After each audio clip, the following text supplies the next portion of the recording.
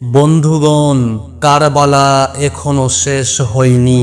কারবালার ময়দানে দোষী মুহররম দুটি দল দাঁড়িয়েছিল। এক দল ছিল ইমাম হোসেন রাদিয়াল্লাহু আনহুর পক্ষে তথা সত্য এবং ইনসাফের পক্ষে, অন্য দল ছিল ইয়াজিদের পক্ষে তথা মিথ্যা এবং বেইনসাফির পক্ষে।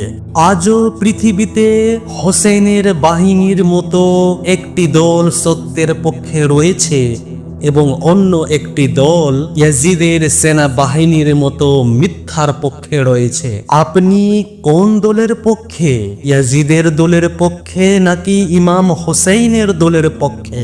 যদি ইমাম হোসেন রাদিয়াল্লাহু আনহুর দলের পক্ষে থাকেন তাহলে অন্যায়ের বিরুদ্ধে প্রতিবাদ করুন, সত্যকে আঁকড়ে ধরুন এবং সমাজ থেকে অন্যায়, অত্যাচার, দুর্নীতিকে রুখে দেওয়ার জন্য দাঁড়িয়ে উঠুন।